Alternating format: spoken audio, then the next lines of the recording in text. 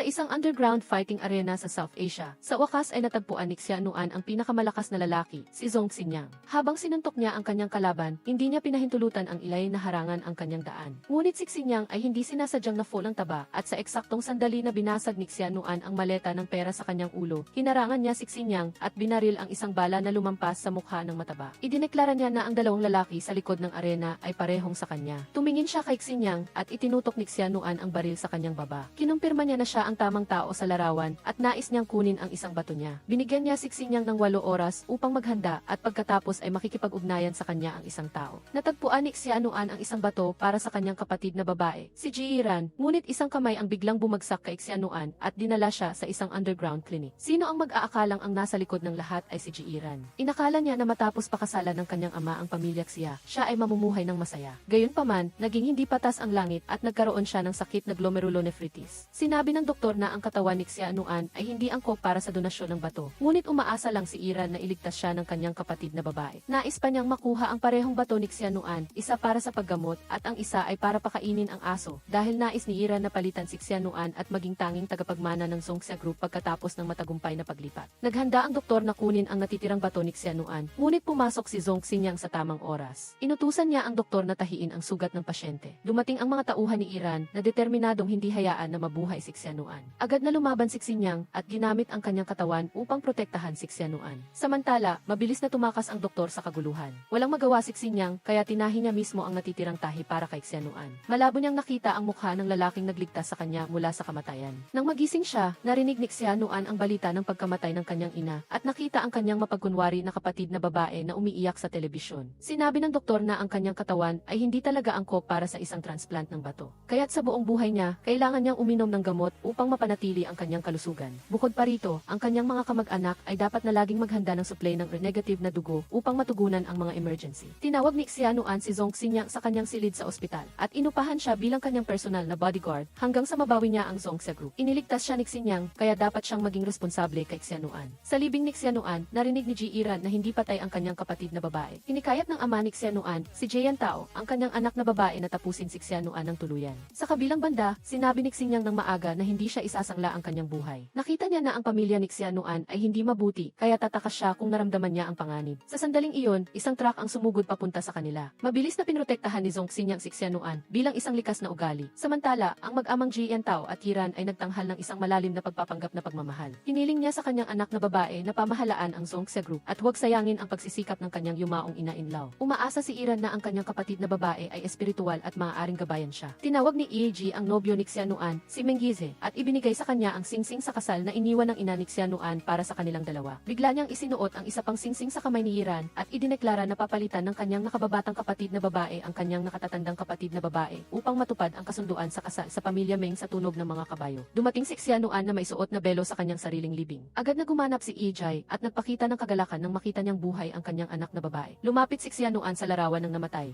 Salamat sa inyong lahat sa pagpili ng pinakamagandang larawan para sa akin. Niyakap niya si Iran at sinabi sa kanyang kapatid na babae na huwag mag-alala na mawawala ng tagapagmana ang Zhongxia. Pinayuhan ni Iran na mag-ingat siya kapag lumabas siya at huwag na siyang makaranas ng mga aksidente tulad ng kanyang ina. Itinutok ni Xiaonuan ang baril sa ulo ng kanyang kapatid na babae at walang awa na pinindot ang trigger na nagpapatigas sa mukha ni Iran. Bagaman ito ay isang water gun lamang, nagturo siya ng isang aralin kay Iran. Sinabi ni Xiaonuan na dahil hindi siya patay, ang kanyang kasunduan sa kasal kay Yeze ay may bisa pa rin. Mabilis na dinampot ni Zhong Xinyang ang singsing at isinuot ito sa kanyang ring finger. Nakita niya si Iran na balak na sundan si Xiaonuan, kaya agad niyang sinundan ang kotse niya. Ginawa ni Xiaonuan ang banda na tumugtog ng isang kanta ng kasal. Sa pagkaalam, matapos ang aksidente, dinala ni Zhong Xinyang si Xiaonuan palabas ng sasakyan. Habang tinutugis niya ang driver, nakita niya ang kabayo mula sa kalapit na wedding photography team na umuwi. Inutusan ni EG ang kanyang anak na babae na imbestigahan ang nangyari sa South Asia. Naniniwala siya na hindi madaling matanggap ni Xiaonuan ang kasal sa pamilya Meng dahil hindi lamang sila ang gustong mamatay siya. Sa seremonya ng engagement, pinasalamatan ni Xiaonuan si Menggize sa pakikipagtulungan sa kanya. Dahil hiniling ng kanyang ina na magpakasal siya bago niya makuha ang mana, kailangan niyang abalahin siya. Kapag nahanap na niyang kontrolado ang kumpanya, agad siyang makikipaghiwalay upang hindi sirain ang pag-ibig ni Meng Yize. Nakita ang pagbagsak ng singboard sa likuran, mabilis na hinila ni Zongxin yang Sixianuan palabas. Tumingin siya sa paligid, tiyak na si Jian Tao at isang tao mula sa South Asia ang may gawa nito. Sinabi ni Xianuan kay Zongxin yang nasundan sila habang siya naman ang haharap sa sitwasyon. Dito, inutusan ni Iran ang mga bodyguard na dalhin si Xianuan upang magpahinga. Mabuti na lang at dumating ang katiwala ng pamilya Xia na gustong personal na alagaan ang kanilang binibini. Alam ni Madam Wang na may mga masasamang tao sa paligid, kaya nagpasya siyang ibigay ang mga alaala ng yumaong ginang sa dalaga. Hindi niya alam na dinala niya si Xianuan sa isang liblib na lugar at ikinulong siya sa isang malamig na silid. Samantala, hindi nakita ni Zongxin yang si Jian Tao na gumagawa ng anumang aksyon. Nakatanggap siya ng mensahe na si Xianuan ay kasama ang katulong, ngunit hindi niya siya matawagan. Nahulaan niya na siya ay nabiktima, ngunit bigla siyang inatake mula sa likuran. Gayunpaman, ang pinakamalakas na mandirigma sa South Asia ay hindi madaling matatalo. Kinuhanan ni Zongxin yang si Jian Tao at tinanong kung saan niya ikinulong si Xianuan. Akala niya ay bodyguard lang siya, kaya binigyan niya siya ng 2 vilya. Pinakawalan ni Xing yang si Jian Tao at sinuntok ng paulit-ulit ang lalaki sa South Asia upang takutin siya. Sa malamig na silid, naaalala ni Xianuan ang paalala ng doktor na panatilihin ang kanyang sarili na mainit-init. Mabilis niyang kinuha ang bakal na bar at sinubukang sirain ang air conditioner. Kumagat siya sa mantikilya, umaasang mapapanatili niya ang lakas upang mabuhay. Nagsimulang bumagsak ang mga patak ng dugo. Hindi pinayagan ni Xianuan ang kanyang sarili na matulog. Sa labas, inakala ni Ira na napatay na niya si Xianuan, kaya nagbukas siya ng champag upang magdiwang. Tinulak ni Zongxin yang ang mga tao at walang tigil na tumakbo patungo kay Xianuan. Sa wakas, naghintay din siya ng isang mainit na sinag ng liwanag upang mainitan ang kanyang katawan na unti-unting namamatay sa lamig. Hinulaan ni Meng Yize na si Ji Iran ang gumawa kay Xianuan. Tinanong niya kung bakit niya ito ginawa. Naramdaman ni Iran na hindi ito patas dahil lumaki din siya sa tabi niya. Ngunit sa mata ni Yize, laging si Xianuan lang ang nakikita niya. Binalaan niya na kung saktan pa niya si Xianuan, hindi siya magiging mabait sa kanya. Hindi makayanan ni Iran na hindi niya siya makuha, kaya pinaharurot niya ang kotse at binangga si Yize. Dinala ni Zongxin yang si Xianuan sa mainit na tubig. Kukunin niya sana ang heater, ngunit hinila siya ni Xianuan pabalik na gustong manatili sa kanyang yakap. Hindi ako aalis, Xianuan, sabi niya. Sumandal si Xianuan at aksidenteng nahila si Xing yang sa bato. Hinawakan niya ang kanyang mga paa at walang tigil na binuhusan ng mainit na tubig ang kanyang katawan. Malamig pa rin si Xianuan, kaya binuksan niya ang kanyang shirt at dumikit sa dibdib ni Xing yang. Niyakap niya ang kaawa-awang babae na ang pinakamalapit sa kanya ay gustong kunin ang kanyang buhay. Nagising si Xianuan at isinuot ang mga damit na inihanda ni Zongxin yang. Lumabas siya at nakita siyang walang damit sa itaas, kaya nahiya siya sandali. Tiningnan ni Xianuan si Xing yang na tinatahi ang mga buttons at nahulaan na napunit niya ito sa bato. Inakala niya na mahusay siya sa pagtatahi at iyon ang dahilan kung bakit niya tinahi ang kanyang sugat. Sinabi ni Xing yang na marunong siyang tumahi ng mga sugat upang alagaan ang kanyang sarili pagkatapos ng bawat laban. Ibinigay ni Xianuan sa kanya ang kanyang bank card bilang isang bonus. Lihim siyang sinaway ni Xing yang dahil talagang itinuturing niya siyang isang bodyguard. Sinabi niya sa kanya na maging mabait at manatili at inumin ang lahat ng ginger tea bago siya umalis. Sinabi niya na nagtakda siya ng isang isip upang maghanap sila sa isa't isa. Anumang oras, sadyang lumapit siya kay Xianuan na nagsimulang magpakilig sa kanyang puso. Habang umiinom si Xianuan ng tsaa, tinitingnan niya ang maskuladong likod ni Zongxin yang. Sa sandaling iyon, tumawag ang katulong at sinabi na may nangyari kay Meng Yize. Sinuri ng doktor na ang pasyente ay nasa labas na ng panganib, ngunit maaaring siya ay paralisado habang buhay. Naawa si Xianuan sa kinabukasan ni Yize. Sa sandaling iyon, sinabi ng katulong na hindi na magsasampa ng demanda ang pamilya Meng dahil lumuhod si Iran upang humingi ng tawad at nagbayad ng malaking halaga ng pera bilang kabayaran. Nakita si Iran na may dalang isang grupo ng mga chrysanthemum upang bisitahin si Yize. Kinuha ito ni Xianuan at binasag ito sa mukha niya. Binalaan niya na kung mangyari ang anumang aksidente kay Yize, tiyak na ikukulong niya ang kanyang kapatid na babae. Sinuway ni Iran ang kanyang kapatid na babae na talagang malas. Patay na ang kanyang ina at ngayon ay lumpo na ang kanyang nobyo. Hindi matanggap ni Xianuan ang sama ng loob at sinundan si Iran sa basement. Mabilis siyang nagmaneho at walang tigil na hinahabol si Iran. Mabilis na tumalon si Zongxin yang sa kotse at pinatay ang makina upang pigilan si Xianuan. Galit na galit siya at gusto niyang mamatay kasama si Iran. Niyakap ni Xing yang si Xianuan at hiniling sa kanya na huwag maging mapusok at saktan ang iba. Nagalit si Xianuan sa kanyang sarili dahil sa paggamit ng kanyang pakikipag-ugnayan kay Yize na sumira sa kanyang kinabukasan. Tinalikuran siya ni Xing yang at binigyan siya ng tissue upang punasan ang kanyang luha. Isinuot niya ang kanyang jacket kay Xianuan at dahan-dahang isinuot ang kanyang sapatos. Zongxin yang, magpakasal tayo, sabi niya. Akala ni Xing yang ay bibigyan siya ni Xianuan ng oras upang sabihin sa kanyang pamilya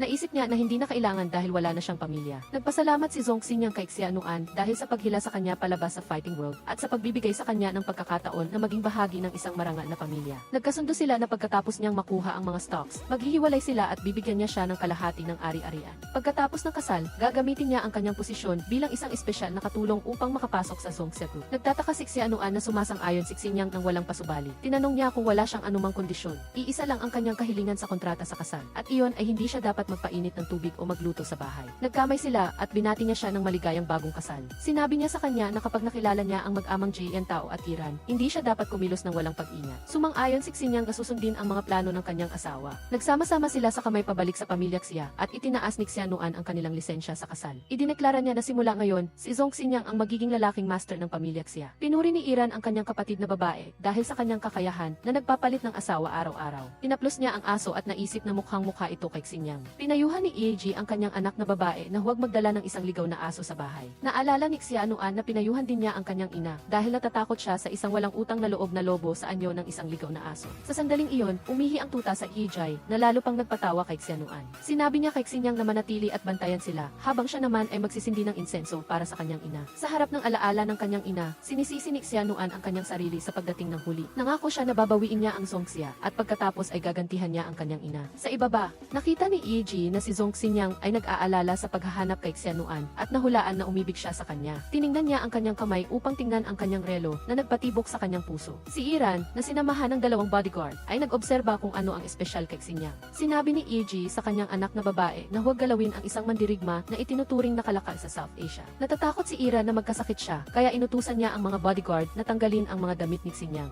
Gayunpaman, hindi nila siya magalaw. Naalala ni Xinyang ang paalala ng kanyang asawa na huwag kumilos ng walang pahintulot dahil maaari siyang magpakita ng mga kahinaan. Pinakawalan niya ang kanyang mga kamay upang tanggalin ang kanyang mga damit. Sa huling piraso ng damit, sinabi ni Iran kay Xinyang na tanggalin ito mismo. Kinagat niya ang kanyang ngipin at sinunod ang kanilang mga plano. Biglang naalala ang masakit na nakaraan, siya ay naglibot sa Timog Asya at halos mamatay sa pambubugbog. Sa tamang oras ay dumating si Xiaonuan, hinila ang manggas ni Zhong Xinyang. Lumingon siya at sumigaw, "Sino sa inyo ang mga ngahas na hawakan ang asawa ko?" Mariing sinampal ni Xiaonuan ang bawat isa sa kanila, hindi pinatawad pati ang kanyang stepfather. Pinapaalala niya sa kanila na ito ay pamilya ng Xia, hindi ng Jay. Dapat silang maging mapagmataas dahil nakilala nila ang kanyang asawa. Inayos ni Xiaonuan ang lailayan ng damit ng kanyang asawa at hinila siya sa dressing room. Tiningnan niya si Xinyang na nakangiti. Sinisi ni Xiaonuan si Xinyang dahil pinabayaan lang niya ang mga masasamang tao na bulihin siya. Sinabi niya na sinunod niya ang utos ng kanyang asawa na huwag magpanik. Hinila ni Xiaonuan ang buong manggas ni Xinyang at pinapaalala sa kanya ang kanyang pagiging asawa niya. "Zhong Xinyang, hindi ko papayagan ang iba na bulihin ka." Natuklasan ni Zhong Xinyang na napakasaya ng pagiging asawa ni Xiaonuan. Handa pa rin siyang sumunod sa plano ng kanyang asawa at pumunta para makipagkita kay Ateng Chen. Gusto ni Xiaonuan na manahin ang mga shares ng kanyang ina. Sinabi ng abogado na hindi pa siya qualified dahil natatakot ang ginang na may manluloko sa kanyang anak para makasal. Kaya bago siya pumanaw, nagdagdag siya ng isang kondisyon na dapat magkaanak muna si Xiaonuan bago siya magmana. Sa Zhongxia Group, nakababad si Xiaonuan sa bathtub at handang ipagpalit ang lahat para makapaghiganti. Sa kabilang banda, nakatanggap si Xinyang ng balita na naliligo si Xiaonuan, kaya agad siyang pumasok sa study room para maghanap ng mga dokumento. Tiningnan niya ang memorial tablet ng ina ni Xiaonuan at bigla niyang naalala ang pagkamatay ng kanyang ama, 25 taon na ang nakakaraan. Sa oras na ipinaalam ni Xiaonuan na hinahanap niya siya, dali-daling bumalik si Xinyang sa kwarto. Siya ay parang isang maliit na fox, puno ng kariktan, at patuloy siyang nilalaro. Alam ni Xinyang na malungkot ang kanyang asawa tungkol sa mga shares, ngunit ang kanyang katawan ay hindi makakaya ang ganoong karaming alak. "Zhong Xinyang, umuwi ako na parang wala na akong pamilya. Ikaw na lang ang meron ako. Xiaonuan, ikaw na lang din ang meron ako." Inilagay ni Xiaonuan ang kanyang kamay sa tainga ni Xinyang na nagpadagundong sa kanyang puso. Sa oras na pinakamahina ang kanyang depensa, bumulong siya ng dalawang salita, "Gawin natin." Mahigpit na hinawakan ni Xinyang ang gilid ng upuan at buong pusong hinalikan si Xiaonuan.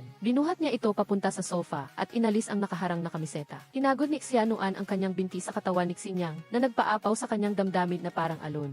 Mahigpit na sinagot ni Xinyang ang pag-udyok ni Xiaonuan na naghahangad na angkinin ang kanyang katawan. Bigla siyang huminto para kumuha ng pananggalang, ngunit gusto ni Xiaonuan na maging hubot-hubad. Sakaling mabuntis siya, makakatulong ito sa kanya na makuha ang mga shares. Natanto ni Xinyang na ang lahat ay bahagi ng plano ni Xiaonuan. Naniniwala siya na ang bawat bata ay walang kasalanan at hindi dapat maging kasangkapan sa paghihiganti ng mga matatanda. "Xiaonuan, ano ang tingin mo sa akin? Kung gusto mo lang magkaanak, wag mo akong hanapin." Isinuot ni Xinyang ang kanyang kamiseta kay Xiaonuan at tahimik na bumalik sa kanyang kwarto. Narinig niya ang boses sa labas at natuklasan na si Jiran iyon. Inimbestigahan niya ang nakaraan ni Xinyang at nalaman na siya ay dating tauhan ng isang malaking South Asian boss. Tinawag niya si Xinyang sa kusina. Kinwestiyon siya ni Iran, bakit siya tumanggap ng 1 milyon para saktan si Xianuan, tapos ngayon ay naging asawa niya pa. Naalala ni Xinyang na noong inupahan siya ni Iran, hindi niya sinabi na dapat niyang saktan si Xianuan hanggang mamatay. Handa si Iran na magbayad ng doble, at mayroon pang 2 bato na makakasalungat sa kanyang pisyolohikal na pangangailangan. Itinulak ni Xinyang si Iran malapit sa refrigerator, na sinasabing wala siyang interes sa pera o katawan ni Iran. Maaari niyang sabihin sa iba na inupahan ng mag-ama si Xinyang para itulak si Xianuan sa kamatayan.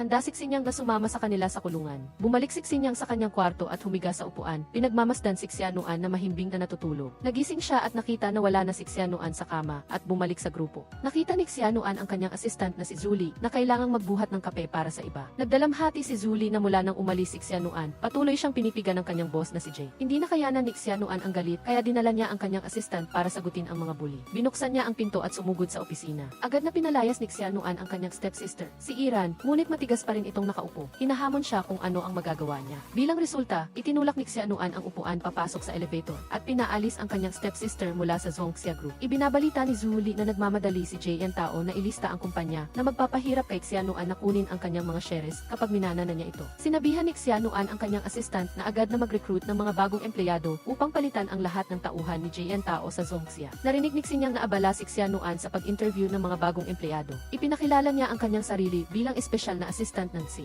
Nagulat si Xinyang nang malaman na ang kanyang asawa ay nag-i-employ lang ng mga gwapong lalaki. Sinabi niya kay Zuli na ibigay sa kanya ang mga interview. Pinuri niya ang kanyang asawa sa paggamit ng interview para maghanap ng tatay para sa bata. Galit siyang sumugod sa opisina ng Xi. Pinalitan ni Xinyang si Zuli para tulungan si Xianuan sa pag-i-employ. Sinabi niya na ang pinakamalaking lalaki ay nakasuot ng masyadong revealing at madaling makadistract sa mga babaeng empleyado. Nang dumating ang turn ng single na doktor, nag-aalala si Xinyang na hindi ito magtatagal at mag-maternity leave. Ang huling kandidato ay dating nagtrabaho sa isang kilalang kumpanya na umuunlad lang base sa itsura. Kinwestiyon ni Xianuan si Xinyang kung hanggang kailan siya magkakalat ng gulo. Ipinaalam niya na naghanda siya ng ilang mga backup plan na may sapat na edukasyon at karanasan. Ang resulta, ang 3 kalbong lalaki ay hindi sa industriya. Sinisi ni Xinyang ang kanyang asawa sa pagiging pabaya, sa pagpili ng mga taong magaganda ang panlabas, ngunit walang laman ang loob. Sinabi ni Xianuan na katatapos lang niyang tanggalin ang lahat ng tauhan ni Jay Yan Tao, kaya kulang sila sa mga empleyado. Sa huli, pagkatapos ng isang araw, pinalayas ni Xinyang ang lahat. Inamin ni Xianuan na mali siyang humiling kay Xinyang na magkaanak para sa kanya, ngunit dapat ay maihangganan siya sa trabaho. Alam ni Xinyang na hindi nag-i-employ ang kanyang asawa para magkaanak, kaya gumaan ang kanyang pakiramdam. Tinulungan niya ang kanyang asawa na mag-employ ng isang angkop na tao, na siyang kanyang assistant na si Lo Miu. Pinuri niya ang kanyang boss na napakagaling. Hindi lang siya nakipagkasal sa anak ng kaaway, kundi dinala pa niya ang kanyang sarili sa kumpanya. Inutusan ni Xinyang ang kanyang assistant na makuha ang tiwala ni Xianuan at saka maghanap ng ebidensya. Ibinabalita ni Lo Miu na ang malaking boss sa Timog Asya ay masugid pa rin na naghahanap kay Xinyang. Iniligtas ni Xinyang si Xianuan at tinawag ang pulis na nagresulta na hindi niya nakuha ang bayad. Sa huli, dumating ang oras para sunduin ni Xinyang ang kanyang asawa. Naghintay siya sa harap ng elevator, ngunit biglang may nagbanta sa kanya mula sa likod. Natatakot si Xinyang na nasa peligro si Xianuan, kaya patago niyang pinatay ang kanyang hit at sumunod sa malaking boss. Bumaba si Xianuan at hindi niya nakita si Xinyang at hindi niya rin malocate kung nasaan siya. Ito ang malaking boss sa Timog Asya na nagngangalang Chamang. Sinisi niya ang kanyang sarili dahil pinulot niya si Xinyang noon. Hindi inaasahan na nag-alaga siya ng isang asong nagtaksil sa kanyang amo. Sinabi ni Xinyang na hindi ito ang Timog Asya kung saan ang mga taong pumatay sa iba ay dapat magbayad sa kanilang mga kasalanan. Inutusan ni Chamang ang kanyang tauhan na buksan ang telepono ni Xinyang. Sa kabilang banda, sinuri ni Xianuan ang mga security camera at natuklasan na inaresto si Xinyang ng isang taga-Timog Asya. Inakala niya na kusang loob na sumama si Xinyang sa kanila para maiwasan siyang masaktan. Sa tamang oras ay nakuha ng kanyang telepono ang lokasyon ni Xinyang. Narinig niyang gustong ibigay ni Chamang si Xianuan kay Jiiran. Sinimulan ni Xinyang na lumaban, hinarang niya ang pinto at hindi pinayagan ang sinuman na lumabas. Sa labas, dinala ni Xianuan ang mga bodyguard para hanapin si Xinyang. Ibinuwis niya ang kanyang buhay para protektahan ang pinto. Ngunit inatake siya ni Chamang mula sa likod. Sa oras na nagiging malabo ang kamalayan ni Xinyang, pilit pa rin niyang iginapos ang kanyang sarili sa paa ni Chamang. Bago siya makawala kay Xinyang, binugbog na siya ni Xianuan hanggang sa mawalan siya ng malay. Song Xinyang, ang sigaw ni Xianuan ay parang bumiyak sa kanyang puso. Patuloy siyang nagsipe, ngunit hindi pa rin siya tumutugon. Sa oras na pinakadesperado si Xianuan, sa wakas ay nagising din si Xinyang. Nakahinga siya ng maluwag at humiga sa tabi niya, na mahigpit na magkahawak ang kanilang mga kamay. Masaya sila na sabay nilang nalampasan ang kamatayan. Dinala ni Xianuan si Xinyang sa ospital. Sinabihan niya ito na dapat siyang mabuhay. Sinabi ng doktor na ang pasyente ay maraming nawalang dugo at kailangan siyang ilipat kaagad. Nag-alok siyang mag-donate ng kanyang sariling dugo. Ngunit hindi pinayagan ni Mengize na iligtas ni Xianuan si Xinyang. Humingi ng tulong si Mengize sa doktor na magbigay ng dugo kay Xinyang at pagkatapos ay binigay ang isang folder ng mga litrato ni Xinyang na patago kasama si Iran. Sigurado siya na niloloko lang ni ni Xinyang si Xianuan. Pumunta si Iran para hanapin si Chamang at humingi ng bayad. Sinisi siya ng kapatid ni Chamang na si A2O dahil sa paghuli ng pulis sa kanyang kuya. Nakita niya na naglalakas loob si Iran, kaya sinaksak niya ito sa tiyan. Sa harap ng emergency room, nalaman ni Jayan Tao na pareho sila ng bihirang grupo ng dugo ni Iran, kaya nakiusap siya na iligtas niya ang kanyang kapatid. Nang banggitin niya ang kanyang ina, sinampal ni Xianuan ang kanyang stepfather. Narinig ni Jayan Tao ang alarm at dali-daling tumakbo para tumawag ng doktor. Naalala ni Xianuan ang mga krimen ni Iran at lalo siyang nasasabik nang makita niya itong nakahandusay sa higaan ng ospital. Naimbestigahan ni Xianuan na inupahan ni Iran si Chamang para saktan siya. Dati, ibinigay ni Xinyang ang kanyang buhay para sa kanila, ngunit humiwalay na siya 2 buwan na ang nakakaraan. Hinahabol siya ng mga ito dahil sinira niya ang isang malaking deal ni Chamang. Zong Xinyang, sino ka ba talaga? Sa kanyang panaginip, nakita ni Xianuan na pinatay siya mismo ni Xinyang. Nagising siya nagulat at nakita niya itong nasa tabi niya. Sinabi ni Xinyang na maaga siyang nag-check out mula sa ospital. Baka makalimutan siya ng kanyang asawa. Bahagyang umiwas si Xianuan at dali-daling pumasok sa banyo. Sa tamang oras ay tinawagan ni Luo Miu ang kanyang boss na nagmamadali siyang kumilos bago pa man malaman ng boss na si Xianuan. Dahil naliligo ang kanyang asawa, pumasok si Xinyang sa study room para maghanap ng ebidensya. Nahuli siya ni Xianuan at tinanong siya kung nagtatrabaho pa rin siya para kay Jiran. Inihagis niya ang bank card kay Xinyang at kinwestiyon siya kung magkano ang nakuha niyang pera mula kay Jian Tao at sa kanyang anak na babae. Ipinaliwanag niya na ayaw niyang linlangin si Xianuan, ngunit hindi pa tamang oras para sabihin sa kanya ang lahat. Xianuan, hindi ako kailanman naging sinungaling sa iyo. Gusto ni Xinyang napunasan ang luha na dumadaloy sa mukha ni Xianuan, ngunit hindi niya siya mapigilan na umalis. Natatakot siya na kung sasabihin niya ang totoo, hindi na niya ito makikita pa. Nakita ni Luo Miu ang kanyang boss na malungkot at hindi niya maintindihan kung bakit siya nagiging malungkot dahil sa anak ng kanyang kaaway. Naniniwala si Xinyang na walang kinalaman si Xianuan sa masasamang gawain ng kanyang ina. Para maging mas kampante si Xianuan, gusto niyang sabihin sa kanya ang totoo. Nagset ng meeting si Xinyang kay Xianuan, ngunit ibang babae ang dumating, si Zhao King. Sinabi niya na bago maaksidente ang kanyang ama at ang pamilya ni Xinyang, dinala siya sa ibang bansa. Ngayon, siya ay isang orthopedic doctor at bumalik siya sa bansa upang tuparin ang kanilang pagiging engaged mula pa noong bata pa sila. Humingi ng paumanhin si Xinyang dahil may asawa na siya. Sinabi ni Zhao King na narinig niyang naghahanap siya ng kontrata ng paglipat ng kumpanya ng gamot na Zutang, kaya gusto niyang tulungan si Xinyang. Sa harap ng pinto ng pamilya ng Meng, nakita ni Xianuan si Meng Yize na nahulog sa wheelchair. Tinawagan niya si Gi Meng at kinwestiyon siya kung bakit wala siyang inutusan na mag-alaga kay Meng Yize. Sinabi niya na hindi tanggap ng pamilya Meng ang isang tagapagmana na nakaupo sa wheelchair. Pinigilan ni Meng Yize si Xianuan dahil isa lang siyang ulila na inampon ng pamilya Meng, nag-ampon sila ng ibang tagapagmana kaya pinaalis nila siya. Tinawagan ni Xianuan ang kanyang assistant para magrenta ng apartment para makasama niya si Meng Yize. Pagdating sa bagong bahay, inakala ni Xinyang na gusto ng kanyang asawa na manirahan silang dalawa, ngunit hindi niya inaasahan na dinala niya si Meng Yize na nagpa-depress sa kanya. Tinawag ni Xinyang si Meng Yize na brother-in-law at dali-daling dinala ang kanyang karibal sa itaas. Inakala ni Xianuan na hindi pa pamilyar si Xinyang sa lugar, kaya siya mismo ang nagtulak kay Meng Yize sa ikalawang palapag. Galit na galit si Xinyang na halos sumakit ang kanyang puso. Matagal siyang naghintay para bumaba ang kanyang asawa, ngunit dali-dali itong tumakbo pa itaas para alagaan si Meng Yize.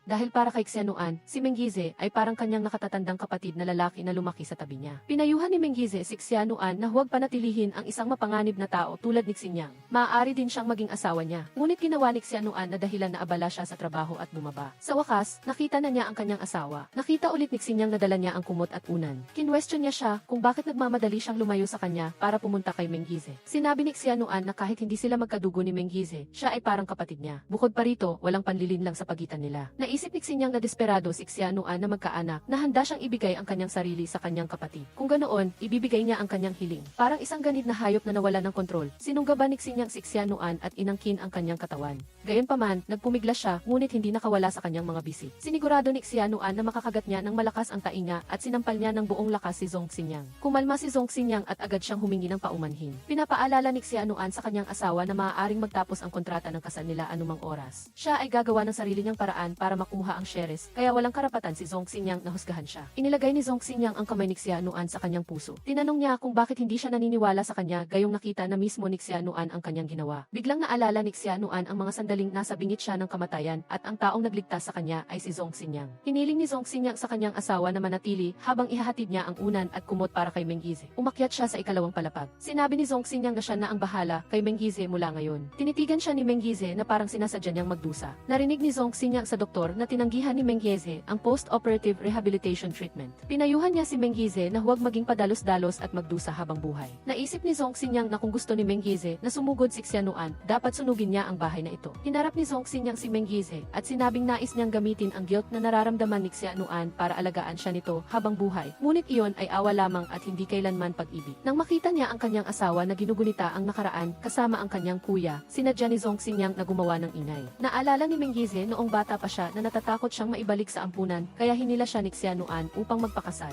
Naalala ni Xianuan na mayroon pa siyang isang album at pumasok siya sa silid upang kunin ito. Ipinagmalaki ni Mengize kay Zhong Xinyang ang mga larawan ng kasal niya kay Xianuan. Hindi maabot ni Mengize ang baso ng tubig at hindi rin siya humingi ng tulong kay Zhong Xinyang. Agad na tumakbo si Xianuan at sinaway ang kanyang asawa dahil hindi siya marunong tumulong sa kanyang kuya. Napangiti na lang si Zhong Xinyang nang marinig niya ang kanilang pag-usap. Naalala niya na si Zhao King ay isang orthopedist kaya pinapunta niya ito para tingnan si Mengize. Matapos niyang tingnan ang kalagayan ng pasyente, gustong makipag-usap ni Zhao King sa pamilya ng pribado. Sinabi niya kay Xianuan na marami siyang narinig mula kay Zhong Xinyang tungkol kay Xianuan at ngayon lang sila nagkakilala. Nagtaka si Xianuan kung matagal na ba silang magkakilala. Sinabi ni Zhao King na nagdududa si Zhong Xinyang na nagpapanggap lang si Mengize kaya inimbita niya si Zhao King na tingnan siya. Ngunit kinumpirma ni Zhao King na totoo ang kondisyon ni Mengize. Ang katotohanang mahirap talagang makarecover si Mengize para makalakad ulit. Sa labas, ibinunyag ni Zhao King na maaaring gumaling ang mga binti ni Mengize. Nakikita niyang nasisiyahan si Mengize sa pag-aalala ni Xianuan kaya hindi niya sinabi ang katotohanan. Kung magbabago ang isip ni Mengize na magpagamot, irerekomenda niya ang isang nangungunang orthopedist. Naghintay si Xianuan hanggang pumasok si Zhong Xinyang at tinanong niya kung bakit siya nag-imbita ng doktor nang walang pahintulot para tingnan si Mengize. Ang ginawa niya ay mas lalo lang saktan si Mengize. Sinubukan ni Zhong Xinyang na ipaliwanag ang kanyang sarili, ngunit sumigaw si Mengize mula sa itaas. Hindi niya maisara ang gripo na nagbigay ng kalungkutan kay Xianuan. Hiniling niya kay Mengize na huwag saktan ang kanyang sarili dahil wala siyang mapagkakatiwalaan maliban sa kanya.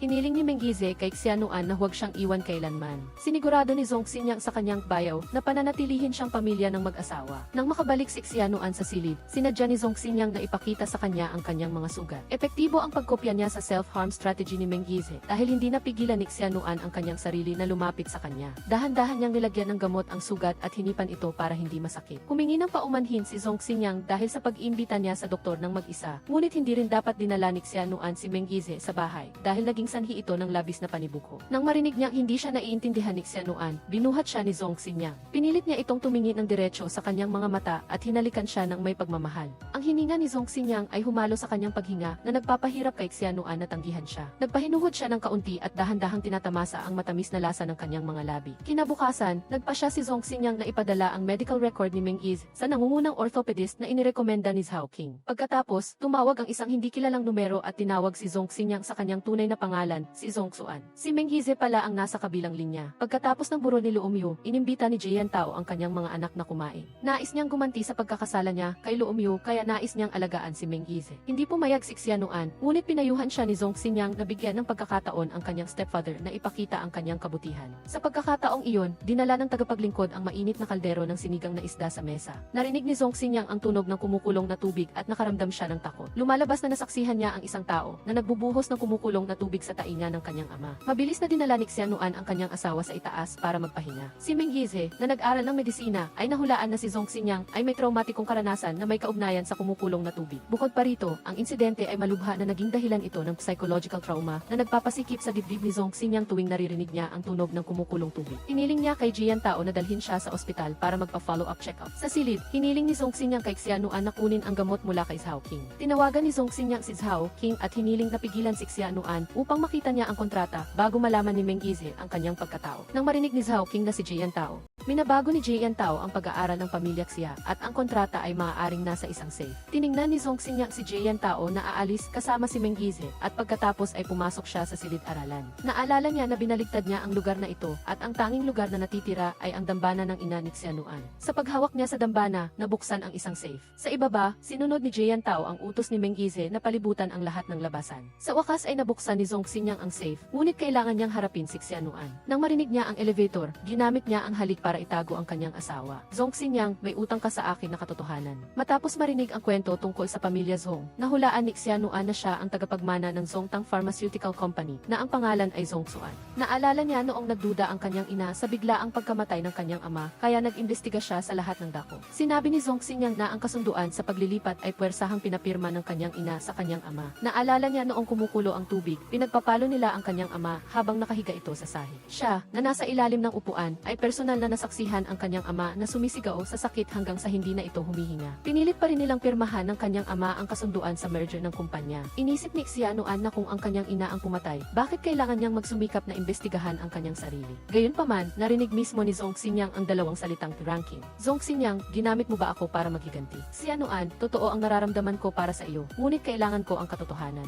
Para humingi ng tawad ang mga taong sumumpa sa kanyang ama. Matapos ang merger, lahat ng empleyadong natanggal sa trabaho ay minura ang kanyang ama dahil sa pagbebenta ng kumpanya para sa pera. Binasag nila ang dambana at sinumpa pa nila ang kanyang buong pamilya na mamatay. Kinailangan niyang tumakas sa ibang bansa at kumita siya ng pera sa pamamagitan ng pagiging boksingero. Nabuhay siya para sa iisang layunin at iyon ay ang linisin ang pangalan ng kanyang ama. Niyakap ni Xianuan si Zhong Xinyang ng mahigpit. Naniniwala siya sa kanya at sa kanyang ina na tiyak na hindi gumagamit ng malisyosong paraan. Kaya naman, sumang-ayon siya na tulungan siyang imbestigahan ang katotohanan. Nakita ni Zhao King si Xianuan na nakikipagtulungan kay Zhong Xinyang, kaya nagtaka siya kung talagang kasal sila. Inamin ni Zhong Xinyang na mag-asawa sila, ngunit sinabi ni Xianuan na mayroon lamang silang relasyon sa pagitan ng mga kasosyo. Hindi nagkamali ang hula ni Zhao King na nagiging totoong relasyon ang kunwaring relasyon ng dalawa. Naniniwala siya na hindi kayang linisin ng isang kontrata ang pangalan ng pamilya Zhong. Narinig niya na kasama rin ang media mogul na si Ji Ran sa pag-a-acquire ng Zhongtang Pharmaceutical. Ngunit nag-aalala siya para kay Xianuan dahil maaaring makaapekto sa Zhongxia ang mas malalim na investigasyon sa kaso. Pag-uwi, tinanong ni Xianuan si Meng Yeze kung naaalala pa niya si Uncle Zhong na dumating sa kanilang bahay para pag-usapan ang merger ng Zhongtang Pharmaceutical Company. Sa panahong iyon, nangako ang kanyang ina na hindi nila ito akuin. Ngunit sa huli ay nagkaroon pa rin ng problema ang Zhongtang Pharmaceutical. Tinawag ni Meng Yeze na hangal si Xianuan dahil sa pagtulak sa Zhongxia sa kumukulong na tubig dahil kay Zhong Xinyang. Samantala, abala si Zhong Xinyang sa pag-iisip tungkol sa apat na salitang pirelasyon sa pagitan ng mga kasosyo.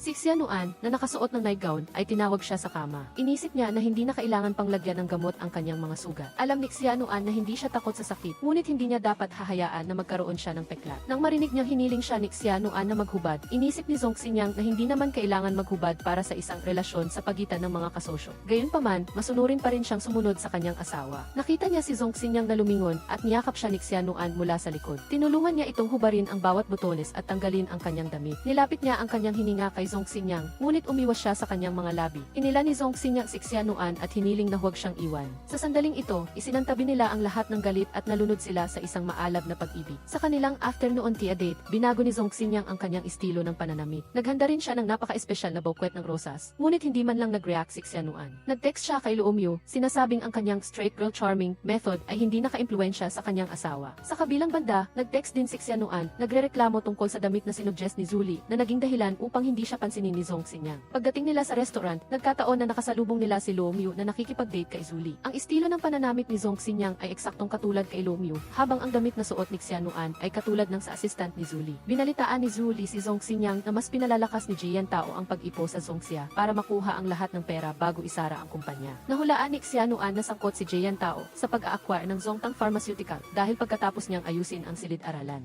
Nakapagtago pa rin siya ng isang merger contract. Naisip ni Zhong Xinyang na kailangan niyang putulin ang pag-asa ni Jian Tao na tumakas ng may dalang pera para maibulgar ang kanyang kahinaan. Sa sandaling iyon, dinala ng waiter ang kumukulong na hotpot na naging dahilan upang makaramdam si Zhong Xinyang ng sakit sa tainga niya. Sinikap niyang tiisin ito dahil alam niyang gusto ni Xianuan ang hotpot. Ngunit paano naman magagawang saktan ni Xianuan ang kanyang asawa? Zhong Xinyang, gusto kong mapaglabanan ang kahinaan ko para maprotektahan ka ng maayos. Xianuan, matutulungan mo ako para hindi magamit ng masasamang tao ang kahinaan ko para saktan ako. Nang nasa hot spring, balak tumakbo ni Zhong Xinyang palabas. Hinubad ni Xianuan ang kanyang damit na nagpapahirap sa kanya na tumanggi. Hiniling niya na ibabad ni Zhong Xinyang ang kanyang sarili sa tubig habang nagdi-drawing ng rosas sa kanyang katawan. Sinabi niya na ang kanyang ina ay nagkaroon ng aksidente at nabali ang kanyang binti noong bata pa siya. Kaya hindi siya makasuot ng mataas na takong at madalas na ibinababad ang kanyang mga binti sa mainit na tubig upang maibsan ang sakit. Naalala ni Zhong Xinyang ang babaeng nagpahirap sa kanyang ama na nakasuot ng mataas na takong. Napag-alaman niya na isa lang pala siyang kapalit. Hindi sinaway ni Xianuan si Zhong Xinyang Xingyang sa pagdududa niya sa kanyang ina dahil pareho silang biktima. Sa tunog ng umaagos na tubig, inalis niya ang kanyang mahabang buhok para madali siyang halikan. Inila ni Zhong Xingyang ang kanyang asawa sa tubig at nilasap ang isang masarap na halik. Gayunpaman, ang romantikong eksenang iyon ay parang isang anino na lumunod kay Mengize sa inggit. Binuhat niya ang kanyang asawa sa silid tulugan at dahan-dahan na inilagay si Xianuan sa kama. Ang kanyang halik ay puno ng pagmamahal para sa kanya. Tinulak siya ni Xianuan sa kama, tinali ang kanyang buhok at sinuklian ang kanyang maalab na pagmamahal sa katawan ni Zhong Xingyang. Sa panahong iyon, natuklasan ni Jian Tao na nawawala ang Zhongtang Pharmaceutical merger contract. Pumasok si Zhao King na hawak ang kontrata at bigla siyang tinawag na tatay, si Jian Tao. Sinabi niya na siya si Jiiran. Lumalabas na bukod kina Xianuan at Zhong Xingyang, nakahanap na rin si Jiiran ng ilang tao na may parehong bihirang blood type niya sa Timog Asya. Binago niya ang kanyang hitsura at unti-unti niyang kinuha ang tiwala ni Zhong Xingyang. Ginamit niya ang kontrata upang pilitin ang kanyang tatay na paalisin si Xianuan sa korporasyon at ilipat sa kanya ang kalahati ng shares. Kinabukasan, lumabas sa balita na nagbago ang isip ng Yaong Hires ng pamilya Xia at iniwan niya ang kanyang maisakit na fan. Pinuntahan ng mga mamamahayag si Xianuan para interviewin siya na nagsasabing gusto niyang takasan ang kanyang responsibilidad kaya nagmadali siyang magpakasal sa iba. Mabilis na dumating si Zhong Xingyang para tulungan si Xianuan na makatakas sa dami ng tao. Nakipagkita siya sa mga shareholders na sinisaway siya dahil ang kanyang personal na buhay ay nagbigay ng krisis sa publiko sa kumpanya. Pinilit siya nitong pumirma sa isang resignation letter upang maiwasan ang pagkaapektado ng Zhongxia. Pinaalala niya sa mga shareholders na ang kanyang ina ang nagdala sa kumpanya sa kinatatayuan nito ngayon. Naniniwala ang kanyang ina na may kakayahan siyang mamahala sa Zhongxia, ngunit tumutol ang mga shareholders. Kung hindi niya kayang lutasin ang krisis na ito, magre-resign siya. Sa kabilang banda, kung kaya niyang tulungan ang Zhongxia na malampasan ang kahirapan, hindi na dapat manghimasok ang mga shareholders sa negosyo sa hinaharap. Naghintay si Zhong Xingyang sa kanyang asawa sa itaas at agad niyang niyakap ito ng mahigpit. Narinig ni Mengize ang balita at ang mga puna ng publiko na sinisiraan si Xianuan.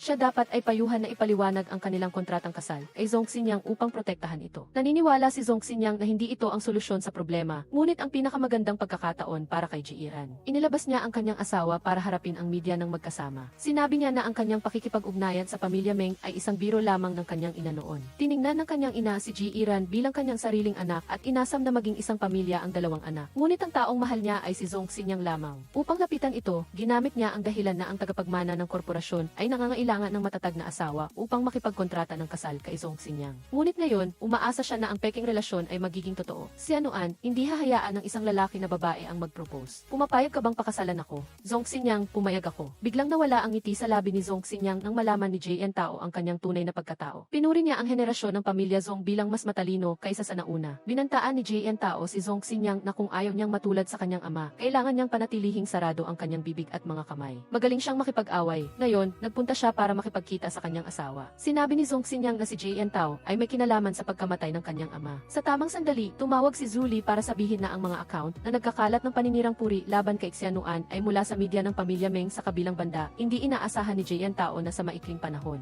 magagawang magpabagsak ni Jiiran ang eskandalo ni Xianuan. Ipinakilala niya sa kanya ang isang sorpresa na walang iba kundi si Jian Tao. Inimbitahan si Xianuan sa bagong apartment at inihayag ni Jiiran na bago mamatay ang kanyang ina, nagpadala ito sa kanya ng isang liham. Kinilala ni Xianuan ang sulat kamay ng kanyang ina na nag-utos sa kanyang anak na babae na pakasalan si Jiiran. Narinig na itinuturing lamang siyang kuya ni Xianuan, ipinakita ni Jiiran sa kanya ang dingding na puno ng kanyang mga larawan. Xianuan, ang pagmamahal ko para sa iyo ay hindi kailanman naging biro. Hindi ako ang iyong kuya at hindi kita itinuturing na kapatid. Bakit hindi ako maaaring maging tulad ni Zhong Xingyang? Dahil ba sa inaakala mong ako ay lumpo? Iginiit ni Xianuan na ang pagmamahal ng pamilya ay hindi kailanman magiging pag-ibig. Matapos maalis ang mga chismis, pinilit ni Xianuan ang mga shareholder na tuparin ang kanilang mga pangako at pumirma ng isang kasunduan na hindi makikialam sa mga operasyon ng kumpanya. Maingat din niyang ni-record ang araw na iyon. Upang maiwasan ang inyong pagtanggi, biglang lumitaw si Jiiran bilang CEO at sinabihan si Xianuan na huwag maniwala sa mga biro ng mga shareholder. Kaya pala pumayag siyang makipagsanib puwersa kay Jian Tao sa kondisyon na papasukin siya sa korporasyon ng pamilya Zhong. Pagdating sa opisina ni Jiiran, tinanong siya ni Xianuan kung ano ang nakuha niya mula kay Jian Tao. Sa tamang sandali, tumawag si Zuli at sinabing may nangyari sa pabrika. Ginamit ni Jiiran ang pagiging abala ni Xianuan upang utusan ang kanyang mga tauhan na mag-anunsyo ng listahan ng mga empleyado na aalisin.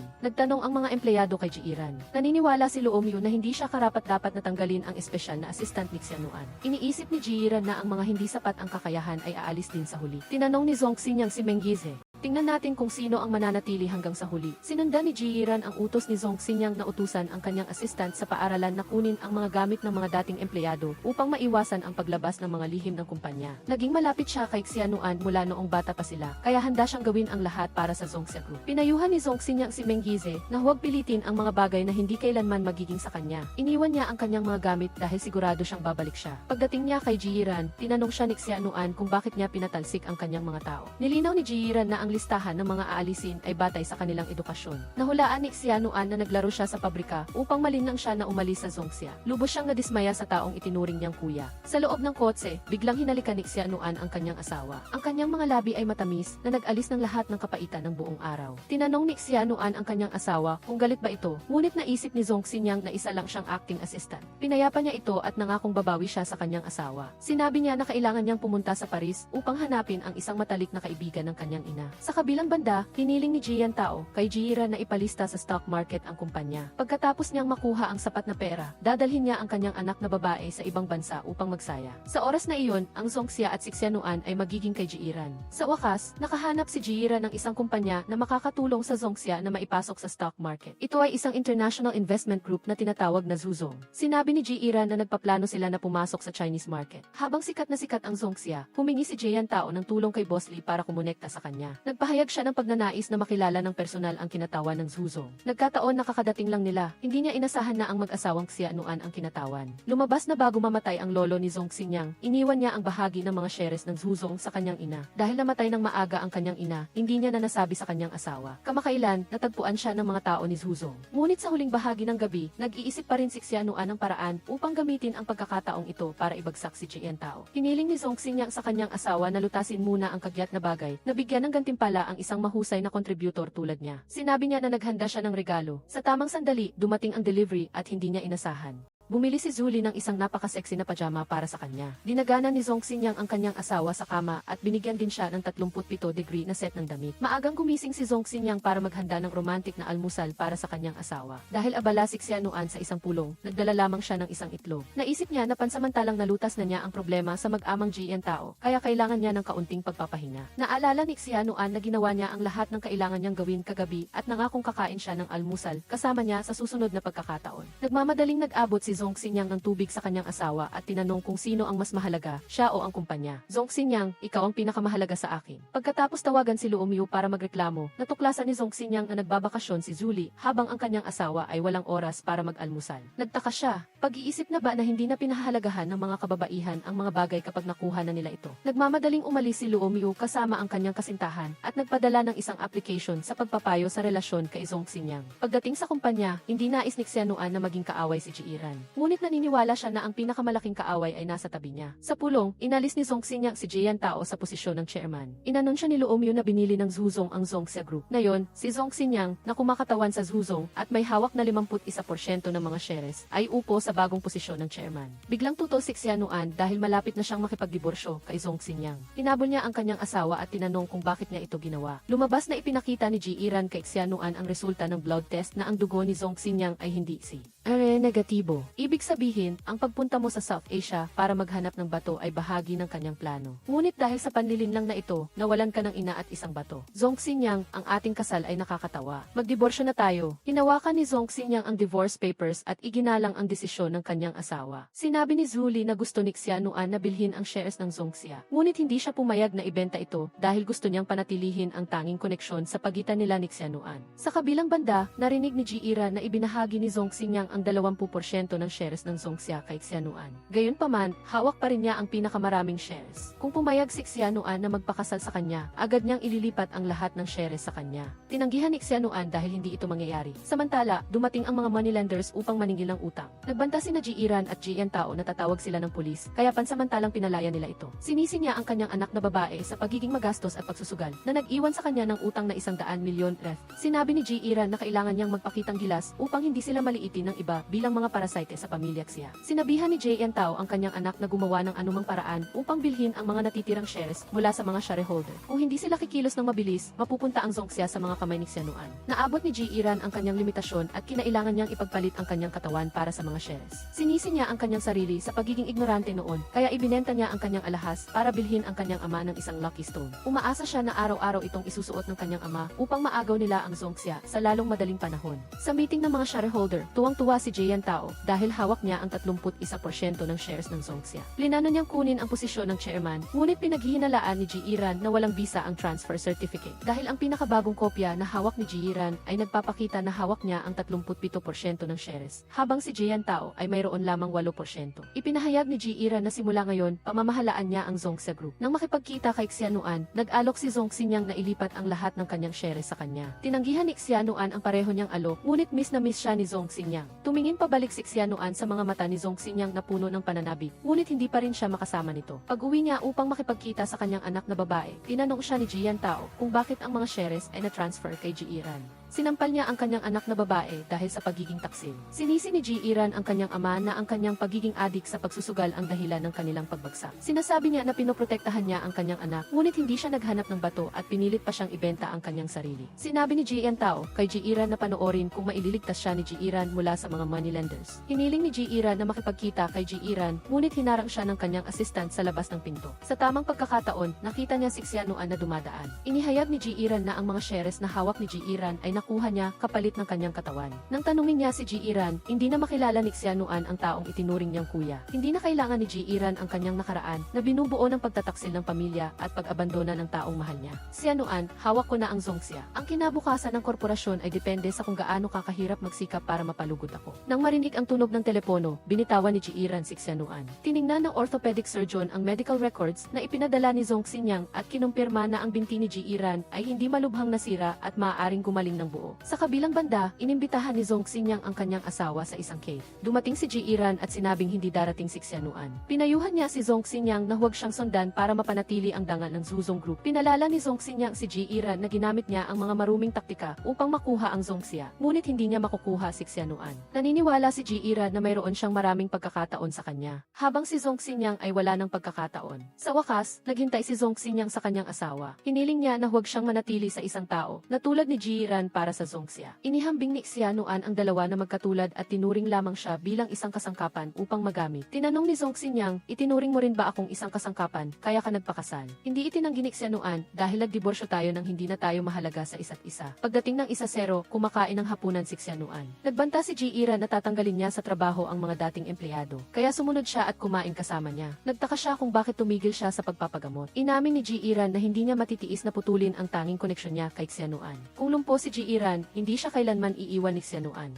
Napakabaliw ko na makasama ka, Xianuan. Pumayag si Jiran na pumunta sa ospital kung lilipat si Xianuan upang manirahan kasama niya. Gaano man katagal, maghihintay siya para sa kanyang pagpayag. Samantala, nalasing si Zongxin niyang. Sinisi niya si Xianuan sa pagiging walang puso at pagbabago ng isip ng mas mabilis kaysa sa rice paper. Ngunit galit din siya sa kanyang sarili dahil sa hindi niya paghingi ng paumanhin ng mabilis at sa pagsigaw sa kanya. Dapat siyang lumuhod at humingi ng tawad sa kanyang asawa. Sa ospital, nakatanggap si Xianuan ng masamang balita na hindi na siya magtatagal ng higit sa 2 buwan kung hindi siya makakahanap ng angkop na bato. Hindi sinasadya, nakilala ni Zuli si Xianuan at naisip na galing siya sa maternity ward. Agad siyang tumawag sa kanyang kasintahan para sabihan si Zongxin niyang na alagaan si Xianuan. Nagpunta siya para makita ang kanyang asawa. Hindi pinayagan ni Zongxin niyang na uminom siya ng malamig na tubig. Ibinigay niya sa kanya ang lahat ng kanyang real estate at mga bank card, pati na rin ang shares ng Zuzong. Nangako siyang magiging responsable at aalagaan ng maayos ang mag-ina. Ipinaliwanag ni Xianuan na nagtamo siya ng paso, kaya siya pumunta sa ospital at hindi siya maaaring magkaroon ng anak sa kanya. Xianuan, wala na ba akong pagkakataon? Sa tamang sandali, nakatanggap si Xianuan ng tawag sa telepono at nagmamadaling umalis. Nagpunta siya upang makita ang matalik na kaibigan ng kanyang ina na si Xutian. Pinayuhan siya ni Eng Hexu na huwag maging matigas ang ulo sa puot at mabuhay na lamang ng maayos at malusog. Narinig niya na ikinasal siya, ngunit hindi pa niya nakikilala ang kanyang manugang. Mabilis na dumating si Zongxin niyang upang ipakilala ang kanyang sarili bilang asawa ni Xianuan. Habang nasa telepono si Eng Hexu, si Zongxin niyang ay bumulong na pupunta siya para tulungan si Xianuan. Kung alam ni Uncle Xu na pinababayaan ni Xianuan Xianuan ang kanyang buhay. Tiyak na hindi niya ibubunyag ang katotohanan sa likod ng pagkamatay ng kanyang ina. Muling isinuot ni Zhong Xinyang ang singsing sa kasal ng kanyang asawa upang maniwala si Uncle Xu na masaya at kontento siya. Si A. Xu, na bagong uwi sa bansa, ay inanyayahan ang mag-asawang Xianuan na manatili ng ilang araw. Sa hapunan, kinuha ni Zhong Xinyang ang tubig sa halip na alak para sa toast kay Uncle Xu dahil ang mag-asawa ay naghahanda na magbuntis. Kinurot ni Xianyang ang binti ni Zhong Xinyang, ngunit pilit pa rin siyang nagpapakita ng saya. Nagpatuloy siyang pinapakain si Zhong Xinyang ng isang piraso ng isda na binalutan ng mustasa na nagpasindak sa kanya, ngunit pilit pa rin niyang pinupuri ang sarap nito. Sa pagtingin kay Zhong Xinyang na nagbabalat ng hipon para sa kanyang asawa, naalaala ni A. Xu noong bata pa si Xianuan na ayaw niyang magbalat ng hipon. Tiniyak ni Zhong Xinyang na magbabalat siya ng hipon para sa kanyang asawa habang buhay. Naghintay siya hanggang bumalik si Xianuan sa kanilang kwarto. Sinadyang ipinakita ni Zhong Xinyang ang kanyang malakas na katawan sa harap ni Xianuan, at nang makita na hindi pa rin siya pinapansin, sa pilitan niya siyang dinala sa kama. Naghanda siya ng kutsilyo para maibuka ni Xianuan ang kanyang puso at makita. Xianuan, baliw na ako sa pagmamahal at pangulila sa iyo. Sa sobrang takot kong mawala ka, hindi ko nagawang sabihin ang katotohanan. Biglang tinawag ni A. Xu ang dalawa para bumaba at makipagkita sa mga bisita, at si Jiran pala iyon. Tinanong ni A. Xu si Xianuan, ang kasal ba ay isang kontrata para makuha ang mga shares. Inamin ni Zhong Xinyang na nagpakasal siya kay Xianuan dahil sa kontrata, ngunit nauna na siyang nahulog ang loob kay Xianuan. Hindi niya alam kung ito ay nangyari nang tinahi niya ang sugat para sa kanya, nang isinuot niya ang singsing sa kanyang daliri, o nang mahigpit niya siyang niyakap. Idineklara niya na nagsimula siya sa isang pagkakamali, ngunit ang kanyang damdamin ay ganap na totoo. Ibinunyag ni Jiran na nagpoproseso na sila ng diborsyo. Sinisi ni Zhong Xinyang ang kanyang sarili sa pagpapagalit sa kanyang asawa, kaya hindi ito maituturing na totoo. Pinayuhan ni Eng Xu ang mga apo na magpahinga at huwag kalimutang manatili sa magkahiwalay na silid. Kinabukasan, nagpa siya si Eng Xu na sabihin kay Xianuan ang totoo. Sinabi niya na nang dumating siya sa ospital, ang stepfather ni Xianuan ay mayroong bantay sa labas ng silid ng pasyente. Kinailangan niyang magbanta na tatawag sa pulis bago siya makapasok upang tingnan ang ina ni Xianuan. Natatakot si Eng Xu na baka maging miserable at puno ng galit si Xianuan, ngunit ngayon ay mayroon na siyang masasandalan. Nadama niya na ang pag-aalala ni Zhong Xinyang para kay Xianuan ay mas malaki kaysa sa inaakala nito. Sa daan pabalik, maingat na ipinaalala ni Jiran kay Xianuan na dapat siyang mag-alala tungkol sa korporasyon. Sinabi ni Xianuan na ibibigay niya ang Songxia kay Jiran dahil naniniwala siya na kahit ano paman, rerespetuhin niya ang kanyang ina at pamamahalaan ng maayos ang kumpanya. Nag-abang sa labas ng bahay ni Xianuan, si Zhong Xinyang ay nagsasanay na humingi ng tawad sa kanyang asawa. Sinabi ni Luomiu sa kanyang boss na naghihintay na siya ng isang oras, ngunit hindi pa rin lumalabas si Xianuan. Naisip ni Zhong Xinyang na mas matagal siyang maghintay, mas mataas ang sansa na magkabati sila. Sa loob ng bahay, lalong humina ang kalusugan ni Xianuan. Nang tumawag si Zuli upang sabihin na hindi pa rin nila mahanap si Jiran, nalaman na pinipigilan pala siya ni Jiran. Pagkatapos nahabulin siya ng mga creditors, humingi ng tulong si Jiran kay Jiran. Binalaan niya ito na kung hindi siya tutulong, magiging miserable ang buhay niya. Ibubod ko ang katotohanan kay Xianuan. Noong nasa South Asia, si Zhong Xinyang ay inupahan lamang upang mag-iskena ng kidnapping kay Xianuan at hindi niya alam na kukunin ni Jiran ang isa sa kanyang mga bato. Pinanatili ni Jiran si Jiran na nakakulong upang hawakan ang isang bato ni Xianuan sa loob niya. Samantala, si Xianuan ay kailangang uminom ng malakas na painkiller. Tinitingnan niya ang lumang larawan ng pamilya at natuklasan na laging nakatingin si Jiran kay Jiran. Tumawag siya kay Zuli at sinabihan itong bantayan ang bawat galaw ni Jiran. Bigla siyang nakahanap ng isang piraso ng papel sa likod ng larawan.